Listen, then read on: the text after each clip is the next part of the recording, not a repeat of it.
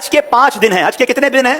8 9 10 11 12 ذوالحجہ. 8 ذوالحجہ کو حاجی نے جانا ہوتا ہے مینا, اور وہاں ہم نے 5 نمازیں پڑھنی ہیں. 5 نمازیں پڑھنا وہاں سنت ہے, ظہر, عصر, مغرب, عشاء اور 9 کی فجر. ٹھیک ہے, this is the most crucial and most important day of حج.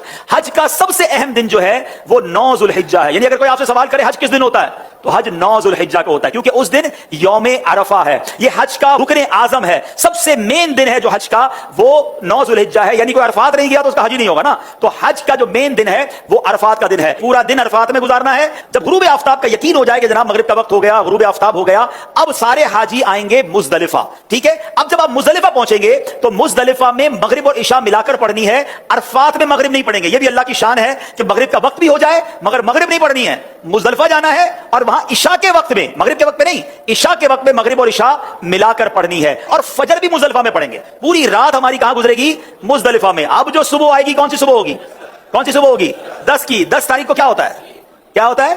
ہاں, ساری دنیا بقرعید مناتی ہے مگر خدا کی قسم جو آج عید مناتا ہے نا, میلا کچیلا ہے, بال بکھرے ہوئے ہیں, مطلب نیند بھی نہیں ہوئی ہے, مگر خدا کی قسم وہ جو عید کا مزہ ہے, وہ جو تھکن کا مزہ ہے, وہ جو سرور ہے, وہ دنیا کی کسی اور چیز میں نہیں ہے. اللہ ہمیں ہر سال ایسی عید نصیب فرمائے.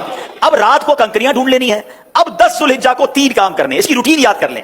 10 ذوالحجہ کا پہلا کام ہوگا شیطان کو کنکری مارنا. پہلا کام کیا ہے؟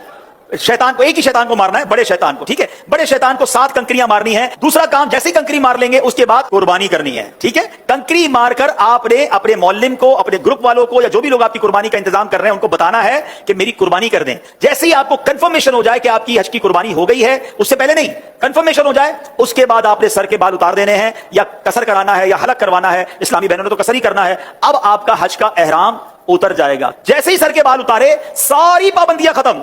خوشبو لگائیں, سلے ہوئے کپڑے پہنے, آرام کریں, موج کریں. صرف مرد و عورت کی پابندی ابھی باقی ہے, وہ طواف زیارہ کرتے ہوئے وہ بھی ختم ہو جائے گی. تو آپ ریلیکس ہو جائیں. حج از ناٹ دیٹ ڈیفیکلٹ جتنا لوگ اس کو ہوا بنا لیتے ہیں. ایزی ہو جائیں. اب 10 ذوالحجہ کو, اب جب آپ نے سارے کام کر لیے تو افضل تو یہ ہے کہ 10 تاریخ کو ہی طواف زیارہ کر لیا جائے.